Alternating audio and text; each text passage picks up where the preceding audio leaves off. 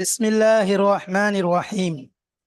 الحمد لله رب العالمين، والعاقبة للمتقين، والصلاة والسلام على رسوله الأمين وعلى آله وصحبه أجمعين. أما بعد، فقد قال جل وعلا في كتابه العزيز بعد أعوذ بالله من الشيطان الرجيم. بسم الله الرحمن الرحيم.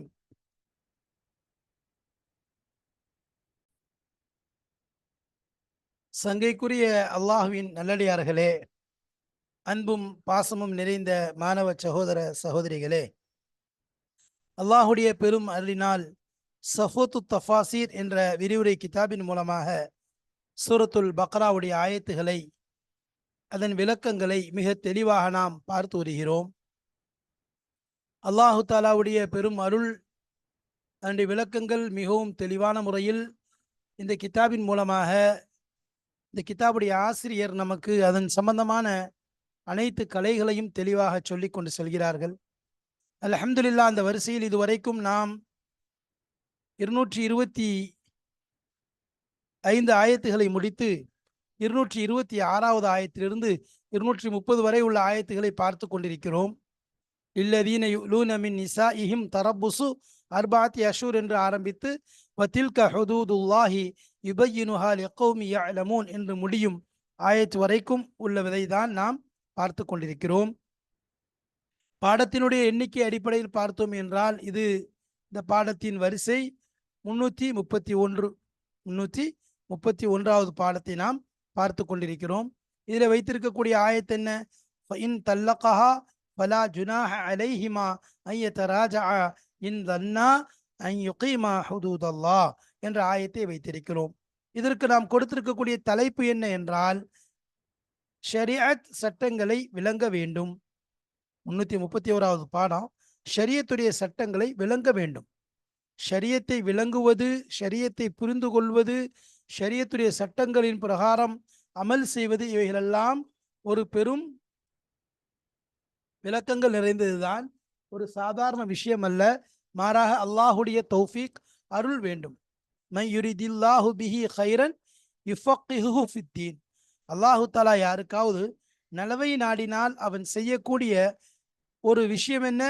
தீனுடைய விளக்கத்தை அவர்களுக்கு வழங்குகிறான். தீனை விளங்குவது அவருடைய இம்மைக்கும் பாதுகாப்பு, மறுமைக்கும் பாதுகாப்பு. ஒரு தொழுகை, ஒரு இபாதத் இருக்கிறது, அதனுடைய சட்டங்களை தெரியாமல் செய்கிறார், விளங்காமல் செய்கிறார், அது ஏற்றுக்கொள்ளப்படவில்லை என்றால் அவர் அதே நிலையில் பல காலம் செய்தாலும் அவருடைய நிலை அதுதானே. ஒரு அமலை தெரிந்து செய்வதை விட, தெரியாமல் செய்வதை விட தெரிந்து செய்வது பன்மடங்கு நன்மையையும் கூலியையும் வாங்கி தரக்கூடியதாக இருக்கிறது. சட்டங்களை, ஒதுவுடைய சட்டம் தெரியவில்லை, ஒதுவுடைய ஃபர்லை தெரியவில்லை, ஒதுவுடைய ஃபர்லை தெரியாமல் ஒது செய்கிறார் என்றால் அவருடைய ஒதுவே கூடாமல் போய்விடும். ஒது கூடாமல் சென்று விட்டால் தொழுகை எவ்வாறு கூடும்? தொழுகை இவ்வாறு தன்னுடைய காலமெல்லாம் கழியும். ஷரியத்துடைய சட்டங்களை விளங்குவது என்பது அல்லாஹுடைய தௌஃபீக்கை கொண்டுதான் நடக்கும். அந்த தௌஃபீக் யாருக்கு கிடைக்கிறதோ யுஃபக்கிஹு ஃபித்தீன், அல்லாஹ் கைர நாடுறதே அவங்களுக்கு என்ன செய்யறான்? தீனுடைய விளக்கத்தை தான் அவர்களுக்கு கொடுக்கிறான் என்பதாக ரசூலுல்லாஹி ஸல்லல்லாஹு அலைஹி வஸல்லம் அவர்கள் சொல்லிய ஹதீஸை நாம் பார்க்கிறோம். நபி ஸல்லல்லாஹு அலைஹி வஸல்லம் அவங்க சொன்ன விஷயங்களை நாம் பார்க்கிறோம். அதனால ஷரியத்துடைய ஒவ்வொரு சட்டங்களையும், இபாதத்துடைய விஷயம் என்பது கொஞ்சம் மற்ற விஷயங்களை விட எளிதானது. ஆனால் அதே நேரத்தில் முஆமலாத்தாக இருக்கட்டும், முஆஷராத்தாக இருக்கட்டும், குடும்பவியலாக இருக்கட்டும், அல்லது வியாபாரவியல், அஹ்லாக் சம்பந்தமான, இது சம்பந்தமான விஷயங்கள் எல்லாம் இதன் சட்டங்கள் கொஞ்சம் கடினமானதுதான். வாரிசு சட்டம் இருக்கிற, வராசத், இது சட்டம் மிக கடுமையானதுதான், கடினமான சட்டம் தான். அதை புரிந்து கொள்வதும் அறிந்து கொள்வதும், இதை நாம் தெரியவில்லை என்றால் ஃபஸ்அலு அஹ்ல ஸிக்ரி இன் குன்தும் லா தஅலமூன், நீங்கள் தெரியாமல் இருந்தீங்கன்னா கேட்டு தெரிஞ்சு கொள்ளுங்கள் என்பதாக சொல்லப்படுகிறது. அப்போ ஷரியத்துடைய சட்டத்தை நானாகவோ என் சுய விருப்பம் கொண்டோ என் சுய சிந்தனை கொண்டோ பதிலளிக்கக்கூடாது. என்னுடைய அறிவை பயன்படுத்தினால் ஷரியத்துடைய சட்டத்தை பொறுத்த வரைக்கும் அதனுடைய அசல் அடிப்படை வஹியாக இருக்கிறது. வஹியின் மூலம் வரக்கூடிய தீர்ப்புகள், வஹியின் மூலம் நாயகம் ஸல்லல்லாஹு அலைஹி வஸல்லம் அவர்களுக்கு இறங்கிய விஷயங்கள், அதே கூட நபி ஸல்லல்லாஹு அலைஹி வஸல்லம் அவர்கள் நமக்கு விளக்கி சொன்ன விஷயங்கள் தான் ஷரியத்தாக இருக்கிறது. அப்போ அதனால் அதில் என்னுடைய அறிவை கொண்டு நான் மோசாவுடைய விஷயத்தில் மோசாவை போட்டுட்டோம், மோசாவில் மசகு எங்கே செய்யணும்னா மேல் பகுதியில் செய்யணும். ஆனால் அறிவு என்ன சொல்லும்? கீழ்ப்பகுதியை தான் துடைக்கணும், கீழ்ப்பகுதியை தான் கழுவணும்னு சொல்லி சொல்லும். ஆனால் ஷரியத் என்ன சொல்லுது? இல்லை, மேல் பகுதியை தான் கழுவணும். இது போன்ற பல சட்டங்கள், ஷரியத்துடைய சட்டங்கள் இருக்கிறதே அறிவுக்கு முற்றிலும் அப்பாற்பட்டதாக இருக்கும். நல்ல அறிவை விட்டு தனித்ததில் ஒரு உண்மையான அறிவாளி விளங்கி கொள்வாங்க. அதை விளங்கக்கூடியவங்க தான் அறிவாளி. அதான் அல்லாஹ் சொல்லுவோம், யுபையுனுஹா லிகௌமி யஅலமூன். அறிபவர்களுக்கு தான் அல்லாஹ் தஆலா அதை விளக்கி கொடுக்குறான். ஃபதபிரு யா உலில் அபுசார் வத்தகூனி யா உலில் அல்பாப். அப்ப அறிவுடையவர்களே, சிந்தனை உடையவர்களே, படிப்பினை தேடக்கூடியவர்களே, நீங்கள் விளங்கிக் கொள்ளுங்கள், அறிந்து கொள்ளுங்கள். இன்னஃபி தாலிக லஇபரத்தல் லிமன் யக்ஷா. இப்படி ஒவ்வொரு விஷயங்களும் ஷரியத்துடைய சட்டம் யோசித்து செய்தோம் என்றால் வஹியினுடைய ஃபண்டமெண்டல் அதனுடைய வஹியாக இருக்கிறது. அதன் மூலம் வரக்கூடிய ஒவ்வொரு சட்டமும் நலவானது, ஹைரானது, நிலையானது, நிரந்தரமானது, சிறப்பானது. அதனால் அந்த சட்டங்களை விளங்கி நாம் செய்ய வேண்டும். ஒவ்வொரு சட்டங்களையும் தெளிவாக விளங்க வேண்டும். அதற்குரிய முயற்சிகளை செய்ய வேண்டும். விளங்கலைன்னு சொன்னால் எந்த பிரச்சனையும் இருக்கு, எந்த விஷயமும் விளங்காது. அப்போ அதனால தான் ஒவ்வொரு விஷயங்களையும் விளங்க சொல்றது. அது தலாக்குடைய விஷயமாக இருக்கட்டும், ஈலாவுடைய விஷயமாக இருக்கட்டும், இத்தாவுடைய விஷயமாக இருக்கட்டும், அதேபோல் ஹுலாவுடைய விஷயமாக இருக்கட்டும், ரஜாவுடைய விஷயமாக இருக்கட்டும், இவ்வாறு ஒன்றும் ஒவ்வொரு விஷயமும் விளங்கணும். விளங்கினா தான் என்ன செய்ய முடியும்? அந்த சட்டங்களில் அதன் முறைப்படி நடக்க முடியும். ஒருத்தர் என்னது தலாக்கில் கேலி செய்வதும் சீரியஸ் தான், சீரியஸாக சொல்றதும் சீரியஸ் தான் என்பதாக சொல்லப்பட்டுச்சு. நான் கேலியாக தான் சொன்னேன்னு சொல்லி வாழ்ந்து கொண்டு இருந்தா, அப்போ அவருக்கு அது தெரிஞ்சிருந்தா என்ன செய்வார்? அப்போ இல்லை தெரியலை அப்படின்னு சொன்னால் யார்கிட்ட கேட்கணும்? தெரிஞ்சவங்கள்ட்ட கேட்கணும். இது போல் நான் இப்படி ஒரு வார்த்தையை என் மனைவியிட சொல்லிட்டேன், மறைக்கக்கூடாது. சொல்லிட்டேனேன்னு சொல்லி மறைக்கக்கூடாது. யாருக்கு தான் தெரியலையே, நம்ம அப்படியே வாழ்ந்துடலாம், அப்படியே இருந்துடலாம். இந்த விஷயத்தில் இன்னைக்கு என்னது? கோபத்தில், ஆத்திரத்தில், என்ன வெறியில, வெறுப்புல, பழி வாங்கக்கூடிய எண்ணத்துல, சின்ன சின்ன சின்ன விஷயங்களுக்காக வேண்டி நம்ம வேகமாக நம்முடைய வார்த்தைகளை கொட்டி விடுகிறோம். நம்முடைய வார்த்தைகளை கொட்டி விடுகிறோம். இதனால் என்ன பாதிப்பு என்றால், நாம் ஹலாலான முறையில் ஏற்றுக்கொண்ட மனைவியை நம்முடைய வாழ்க்கையினுடைய நம்முடைய அந்த வெறித்தனத்தின் கோபத்தின் காரணமாக நாம் சொன்ன வார்த்தை ஹராமாக்கி விடுகிறது. அதை நாம் மறைத்து கொண்டு வாழ்ந்து கொண்டு இருக்கக்கூடிய நிலை ஏற்படுகின்றது என்றால், இதைவிட பெரிய ஒரு அபாயம் மறுமைக்கு என்ன இருக்க முடியும்? மறுமையுடைய விஷயத்துல பெரிய அபாயம், உலகத்திலே பெரிய அபாயம். அதனாலதான் ஷரியத்துடைய விஷயங்களை விளங்கணும், எதையும் நிதானத்தோடு செய்யணும். அதனாலதான் அல்லாஹ் தஆலா சொல்லும்போது அல் அனாத்து மினல்லாஹ், நிதானம் என்பது அல்லாஹ்வின் புறத்திலிருந்து உள்ளது. அவசரம் என்பது ஷைத்தானின், அவசரம் கொடுக்கன்னு சொல்றாங்கல்ல, ஷைத்தானின் புறத்திலிருந்து உள்ளது. இப்போ நிதானத்தோட ஒவ்வொரு விஷயத்தையும் செய்யணும். அதே மாதிரி என்ன செய்யறது? அதுக்காக தான் ஷரியத் ஒவ்வொருதையும் அழகான நமக்கு சொல்லித் தருது. ஒரு கோபத்தை அடக்கக்கூடிய விஷயத்தை கூட எவ்வளவு தெளிவான முறையில் நாயம் ஸல்லல்லாஹு அலைஹி வஸல்லம் அவர்கள் சொல்லி தந்திருக்கிறார்கள். அல்லாஹு தஆலா குர்ஆன்ல சொல்றான், வல் காலிமீனல் கைத வல் ஆஃபீன அனின் நாஸ் வல்லாஹு யுஹிப்புல் முஹ்சினீன் ஹுதில் அஃப்வ வஅ்முர் பில் உர்ஃபி வஅரித் அனில் ஜாஹிலீன் வைதா காத்தபஹுமுல் ஜாஹிலூன காலு சலாமா. ரசூலுல்லாஹி ஸல்லல்லாஹு அலைஹி வஸல்லம் லா தக்லப். இப்போ கோபம் வந்துருச்சுன்னு சொன்னா நின்றுட்டு இருந்தா உட்காருங்க, உட்கார்ந்துட்டு இருந்தா படுத்துருங்க. அதான் பாங்கு சொல்லுங்க, அவுது பில்லாஹி மினஷ் ஷைத்தானிர் ரஜீம் என்று சொல்லுங்க. இப்போ கோபத்தினுடைய அந்த வெளிப்பாடு, டென்ஷனுடைய வெளிப்பாடு தான் சில நேரங்கள் இது போன்ற ஷரியத்துடைய விஷயங்களை மீறி என்ன செய்யறோம்? நாம நம்முடைய வார்த்தைகளை கொட்டி விடுகிறோம். அதனால் ஏற்படக்கூடிய இழப்பு நமக்குத்தான். அதனால் நாம் ஷரியத்துடைய விஷயத்துல அந்த ஷரியத் ஒவ்வொரு நல்ல குணங்களையும் அஹ்லாக்கையும் எடுத்துச் சொல்வது எதற்காக வேண்டி? உங்களில் சிறந்தவர் உங்களுடைய மனைவிமாரிடம் சிறந்தவர்கள், உங்களுடைய குடும்பத்தாரிடம் சிறந்தவர் என்று சொல்வதற்கு காரணம் என்ன? ஏன்னா அவர்களோடு நம்முடைய வாழ்க்கை இருக்கிறது. அதனால நல்ல முறையில் நடந்து கொள்வதற்கு முயற்சி செய்யணும். நம்முடைய கோபங்களை, வெறிய, டென்ஷனை இதையெல்லாம் கட்டுப்படுத்தி நாம் வாழ்வதை கற்றுக்கொள்ள வேண்டும். இன்னம ஷதீது நபி ஸல்லல்லாஹு அலைஹி வஸல்லம் சொன்னாங்கல்ல, அதாவது உண்மையான ஆம்பளை இன்னம லைஸ ஷதீது பிஸ்ஸுராத்தி வ இன்னம ஷதீது யம்லிக் நஃப்ஸஹு இன்தல் கலப். கோபத்திடத்தில் தன்னை கண்ட்ரோல் பண்ணக்கூடியவன் தான் உண்மையான ஆம்பல் என்பதாக, வீரன் என்பதாக, உண்மையான மல்யுத்த வீரன் என்பதாக நாயம் ஸல்லல்லாஹு அலைஹி வஸல்லம் அவர்கள் சொல்லி காண்பித்தார்கள். எனவே அந்த பழக்கத்தை கொண்டு வர வேண்டும். அப்போ ஷரியத்துடைய விஷயங்களை விளங்கினால்தான் அப்போ புரிதா கோபம் ஏன் படக்கூடாதுன்னு ஷரியத் சொல்லுது, கோபத்தை ஏன் அடக்க சொல்லி ஷரியத் சொல்லுது. கோபம் வரக்கூடாதுன்னு சொல்ல இமாம் ஷாஃபி ரஹ்மத்துல்லாஹி சொன்ன மாதிரி கோபமே ஒருத்தர் வரலாம் அவன் கழுதைக்கு சமன்னு சொன்னாங்க. கோபம் வரத்தான் செய்யணும். கோபத்தை அடக்கக்கூடிய அந்த பக்குவத்தை நம்முடைய வாழ்க்கையில் கொண்டு வர வேண்டும். இப்போ கொண்டு வந்தோம்னு சொன்னா அப்ப அந்த இடத்துல என்னது? ஷரியத் சொல்லக்கூடிய விஷயம் கோபம் நம்ம மனைவிமார் மீது பொதுவாக நம்முடைய நம்மை விட பலசாலியின் மீது கோவப்படுவதை விட நம்மை விட பலகீனமானவர்கிட்ட நம்ம அதிகமாக கோவப்படுவோம், ஆத்திரத்தை காண்பிப்போம், கோவத்தைப்படுவோம். அப்போ அதில் பலகீனமானவர்கள் நம்மள்ட்ட கண்ட்ரோல் இருக்கக்கூடிய ஒரே அம்மா அம்மா நல்லா சொல்கிற மாதிரி நபிஸ்லாம் சொன்னாங்களா, உங்களுடைய அல்லாவுடைய அடிமைகளை நீங்கள் வச்சுருக்கீங்கன்னு சொன்னாங்க. அப்போ அவங்கள்ட்ட என்ன செய்யுங்க, பார்த்து நடந்துக்குங்க, எல்லா விஷயத்தில் பயந்து கொள்ளுங்க. ஏன் அவங்க தான் நம்ம கண்ட்ரோலில் இருக்காங்கன்னு சொல்லி நாம் இஷ்டத்துக்கு என்ன செய்வோம், நிறைய விஷயங்கள் செய்வோம். அது நமக்கு தெரிஞ்சும் செய்வோம், தெரியாமலும் செய்வோம். ஏன் அவங்க நம்மளோட மெலியவங்க, நம்மளோட பலகீனமானவங்க, எதுவும் செய்ய முடியாதுங்கிறதுனால.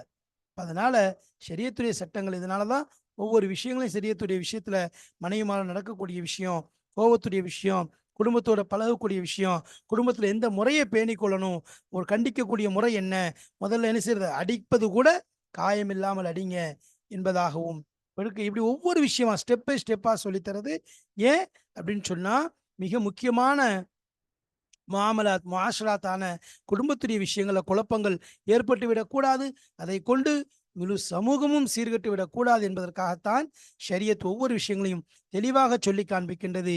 எனவே ஷரியத்துடைய சட்டங்களை தெளிவாக விளங்க வேண்டும், விளங்குவதற்கு முயற்சி செய்ய வேண்டும், அல்லாஹு தாலாவிடம் விளக்கத்தை கேட்க வேண்டும். அது சம்பந்தமான விஷயங்களைத்தான் நாம் உள்ளே பார்க்க போகிறோம். கிதாபுடைய ஆசிரியர் சொல்லக்கூடிய விஷயங்களை காண்போம். வாருங்கள் கிதாபிற்குள் செல்வோம். بسم الله الرحمن الرحيم.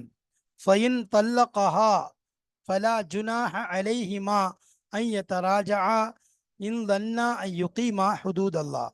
فإن طلقها, அவளை தலாக் விட்டு விட்டாள் அப்படின்னா யாரு, அந்த பெண்மணி 3 தலாக் விடப்பட்டவள், மற்றொரு கல்யாணம் செய்கிறாள், மற்றொரு திருமணம் செய்த அந்த இரண்டாவது கணவன் அந்த பெண்மணியை தலாக் விட்டு விட்டாள்.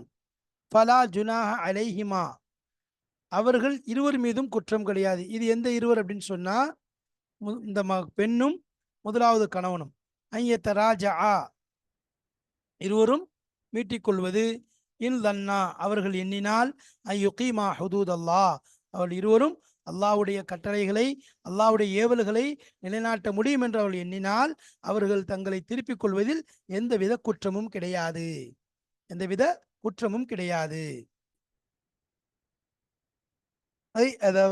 அதாவது இன் தல்லகஹ ஸௌஜு ஸானி, இரண்டாவது கணவன் அந்த பெண்ணை தலாக் விட்டு விட்டால், ஃபலா பஅஸ அன் தஊத இலா ஸௌஜிஹல் அவ்வல், ஃபலா பஅஸ, அவள் மீது குற்றம் இல்லை, அன் தஊத திரும்புவதன் மீது, இலா ஸௌஜிஹல் அவ்வல், முதலாவது கணவன் பக்கம் அவள் திரும்புவதனால், அவளின் பக்கம் மீளுவதனால் எந்த குற்றமும் இல்லை. பாத இன்கிலாயில் ஐத்தத்தி, ஐத்தா பரிபூர்ணமாக முடிந்ததற்கு பிறகு, அப்போ இத்தாவை முடித்ததற்கு பிறகு இரண்டாவது கணவன், அதாவது முதலாவது கணவனின் பக்கம் அவள் திரும்புவதில் எந்தவித குற்றமும் இல்லை. இன்கான சமத தலாயில், இன்கான சமத்து தலாயில சமத்து தலாயிலி, இன்கான சமத்து தலாயில துஷீரு இலல் விஃபாக்கி வ ஹுஸ்னல் இஷ்ரதி, இன்கான ஆகியிருந்தால், சமத்த அந்த இடத்துல அவ்விடத்தில் அர்த்தம். சமத்த என்பது சம்மத்த, அதாவது சம்மத்த என்பது சம்மவுடைய அந்த சம்ம என்ற அந்த ஹர்ஃபோட தாங்கிறது சேர்ந்திருக்கு. சம்மனா அதாவது இஸ்முல் மக்கான் லர்ஃப், சம்மத்தங்கிற வார்த்தை மக்கானை குறிக்கிறதுக்காக வரும். அதாவது அசல சம்மங்கிறது தான் அதனுடைய அசலான இது. ஆனால் தா ஜியாதா, தா அதிகரிக்கப்படுத்திருக்கு, அதனால சம்மத்தன்னு சொல்றோம். முத்தாயின் சம்ம அமீன், முத்தாயின் சம்ம அமீன், அவர் எப்படிப்பட்டவங்க, அங்க அவ்விடத்தில் வருதுல, நம்பிக்கைக்குரியவர் இருக்கின்றார். யாரு, ஹஸரத் ஜிப்ரீல் அலைஹிஸ்ஸலாம் அவர்களை பற்றி சொல்லப்படுது.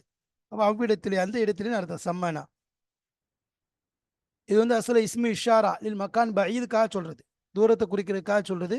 அது ஹுனாக்க அங்குங்கிற இடத்துல, அவ்விடத்தில் அப்படிங்கிறது, இது ஃபத்தஹின் மீது மபனியா இருக்கும். சம்மங்கிற சா ஃபத்தஹின் மீது எப்போதுமே மபனியா தான் இருக்கும். அசல் அதாவது அசல்ல அது எந்த சர்ஃபும் செய்யப்படாது. அதே மாதிரி அதில் தாங்கிறது அதிகரிக்கப்பட்டிருக்கு. அப்போ சம்மத்த இன்கான சம்மத்த தலா இல, அது அங்கு அவ்விடத்தில் ஆதாரங்கள் இருந்தால் துஷீரு இஷாரா செய்யக்கூடியதாக, இலல் விஃபாக்கி,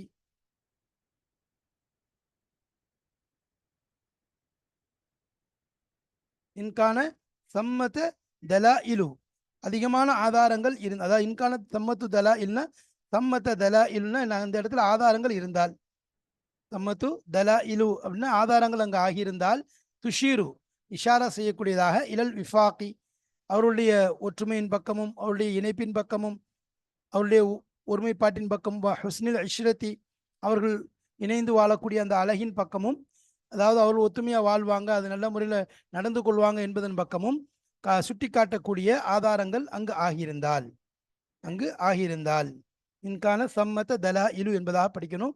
அங்கு ஆதாரங்கள் ஆகியிருந்த அளவிடத்துல. இப்போ இந்த இடத்துல என்ன சொல்றாங்க, இதான் முடிஞ்சிடுச்சுன்னு சொன்னான். முதலாவது கணவர் தலாக் 3 தலாக் விட்டார். 3 தலாக் விட்டா மேலே என்ன சொன்னா, அவருக்கு ரஜையோடைய உரிமை இழந்துட்டார். அவர் ரஜையை செய்ய முடியாது, திரும்ப அந்த பெண்ணை மீட்ட முடியாது. எது வரைக்கும் அப்படி மீட்டுச்சுன்னா அந்த பெண் என்ன செய்யணும், வேற ஒரு திருமணம் செய்யணும். இன்னொரு திருமணம் செஞ்சு அந்த கணவனோட வாழணும். அந்த கணவன் என்ன செய்யணும், அந்த பெண்மணியை பிறகு தலாக் விட்டான்னு சொன்னா அதுக்கு பிறகு இத்தாவு இருந்ததுக்கு பிறகு என்ன செய்யணும், இந்த பெண்மணி இரண்டாவது அந்த பழைய கணவனோட சேர்ந்து கொள்றதுக்கு அனுமதி இருக்கு. அப்போ வத்திக்கு பிறகு அதே மாதிரி அங்கே இத்தாவும் முடிஞ்சிருக்கணும். முதல்ல இவங்க தலாக் விட்டவன இதா இருப்பா. இதா இருந்ததுக்கு பிறகு அடுத்தவன் திருமணம் செய்கிறான். திருமணம் செஞ்சு அவன் வத்தி செஞ்சு வாழ்கிறான். அப்புறம் அவன் தலாக் விட்டான்னு சொன்னால் அங்கே இதா இருக்கணும். இதா இருந்து முடிந்த உடனே முதலாவது கணவன் என்ன செய்து கொள்வான், தாராளமாக மீட்டிக் கொள்வான். எந்தவித குற்றமும் கிடையாது. இதில் முக்கியமான விஷயம் என்னன்னா, அந்த ஹுதூத், அதாவது அல்லாஹ்வுடைய அந்த தெளிவான அவங்க மத்தியில் சரியான நிலைநாட்டம் இருக்கும், அந்த ஒற்றுமை இருக்கும், அந்த பிரச்சனை இருக்காதுங்கிற விஷயங்கள் தெளிவாக இருக்கணும். ஜும்ஹூருடைய கருத்து என்னன்னு சொன்னா, ஒரு 3 தலாக் விடப்பட்டவ 3 தலாக் விடப்பட்டவ இரண்டாவது ஒரு கல்யாணம் பண்ணி அதுக்கப்புறம் தலாக் விடப்படுறான்னு சொன்னா, இப்போ சில நிபந்தனைகள் இருந்தால் தான் என்ன செய்ய முடியும், முதலாவது கணவன் மீட்ட முடியும். முதலாவது என்னன்னா, முதல் கணவன் தலாக் விட்டவனா இதா இருப்பா.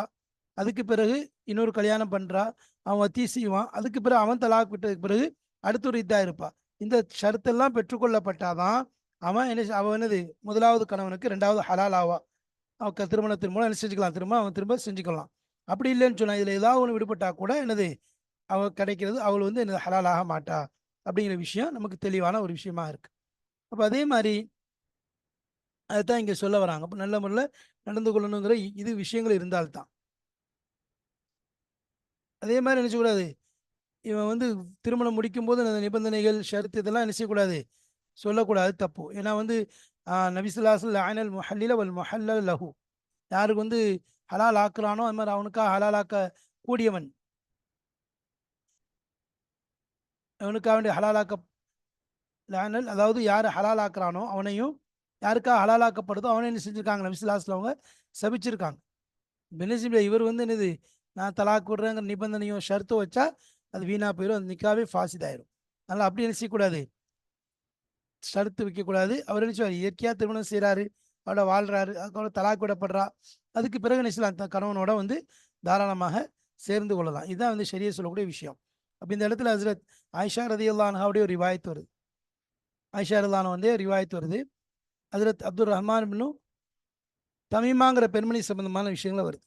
ஆயிஷா ரலியல்லாஹு அறிவிக்கிறாங்க, ரிஃபா அல் குரலி, ரிஃபா என்ற சஹாபியினுடைய மனைவி ரசூலுல்லாஹி ஸல்லல்லாஹு அலைஹி வஸல்லம் வர்றாங்க. இந்த யார் ரசூலுல்லாஹ், நான் ரிஃபாவ இடத்துல இருந்தேன், ரிஃபாவை கூட தான் நான் வாழ்ந்தேன், அவர் என்ன தலாக் விட்டார். எப்படி தலாக் விட்டார், 3 தலாக் விட்டார். நான் 3 தலாக் விட்டுறேன்னு சொல்லி விட்டுட்டார். இப்போ அவருக்கு பிறகு நான் அப்துல் ரஹ்மான் ஜுபைரை திருமணம் செஞ்சு கொண்டேன்.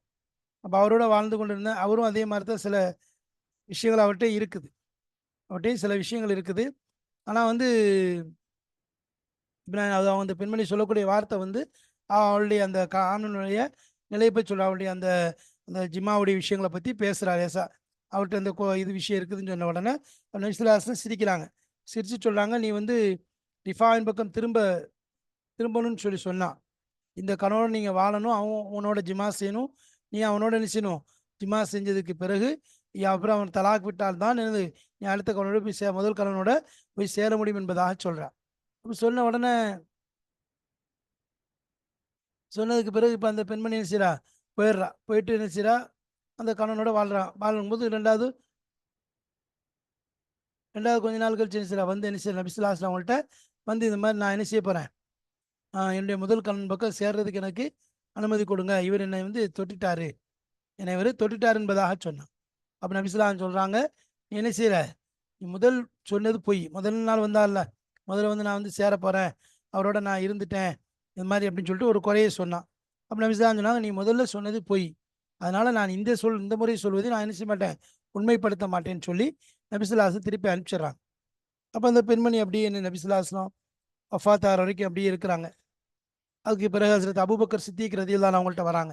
வந்து ரசூலுல்லாஹி ஸல்லல்லாஹு அலைஹி வஸல்லம் ஹலீஃபாவே, என்னுடைய முதல் கணவன் பக்கம் என்னை திருப்பி வைங்கன்னு சொன்ன உடனே, ஏன்னா என்னுடைய 2வது கணவர் என்ன செஞ்சிட்டார், தொட்டுட்டாரு, என்னை தலாக் விட்டார் என்று சொன்ன உடனே, அப்போ ரசூல் அவங்க ஹசரத் அபூபக்கர் சித்திக் தான் சொல்கிறாங்க, நான் நபி ஸல்லல்லாஹு அலைஹி வஸல்லம் அவங்கள்ட்ட இருந்த நீ வந்திருக்கும் போது நபி ஸல்லல்லாஹு அலைஹி வஸல்லம் என்ன உனக்கு சொன்னாங்க, நீ அதுக்கு என்ன சொன்னேங்கிறது தெரியும், அதனால நீ நீ அவன் பக்கம் திரும்ப முடியாது என்பதாக சொல்கிறாங்க. அதே மாதிரி அது அபூபக்கர் சித்திக்குல்லான் அவங்களும் இறந்துடுறாங்க. அப்போ உமர்லான்ட்ட வராங்க. உமர்லான் அபூபக்கர்லான் என்ன சொன்னாங்களோ அதே மாதிரியே சொல்கிறாங்க. சொல்லிட்டு சொன்னாங்க, நீ வந்து இப்போ முதல் கணவன்கிட்ட போய் சேர்ந்தேன்னு சொல்லி சொன்னா நான் உன்னை கல்லால் அடிப்பேன் என்பதாக சொல்கிறாங்க. ஏன்னா இன்னும் வந்து 2வது கணவனின் பக்கம் இது நடக்கலை, ஒன்றுமே நடக்கலை, அதாவது ஜிமாங்கிற அந்த செயல் நடக்கலை. நடக்காமல் இருக்கும்போது இந்த பெண்மணி முதல் கணவன் பக்கம் சேருவது என்பது ஹராமாக இருக்கிறது. அப்போ அவ்வாறு செஞ்சு நீ சேர்ந்துட்டேன்னு சொன்னா நான் உன்னை கல்லால் அடிப்பேன், விபச்சாரத்துக்குரிய தண்டனை எதுவோ அதை நான் கொடுத்து விடுவேன் என்பதாக ஹஜ்ரத் ரசூலுல்லாஹி ஸல்லல்லாஹு அது உமர் ரலியல்லாஹு அன்ஹு சொல்றாங்க. ஏன்னா அந்த பெண்மணி வந்து அந்த கணவனை பற்றி சொன்ன விஷயம் வந்து என்னது, இன்னும் ஜிமா நடக்கலைங்கிற ஒரு இஷாராவை சொல்லுது. ஆனால் என்னது, தொட்டுட்டாரு, என்னை தொட்டுட்டாரு, என்னை தலாக் விட்டார் என்பதாக சொல்லிச்சு. அப்போ ரசூலுல்லாஹி ஸல்லல்லாஹு அலைஹி வஸல்லம் அவருடைய சொல்ல ஏற்றுக்கொள்ளலை. அப்போ அதே மாதிரி அபூபக்கர் ரலியல்லாஹு அதே வழியில் தான் சொன்னாங்க. அதே மாதிரி ஹஜ்ரத் உமர் ரலியல்லாஹு அதே விஷயத்தை தான் சொன்னாங்க. திருப்பி அனுப்பி வச்சுட்டாங்க.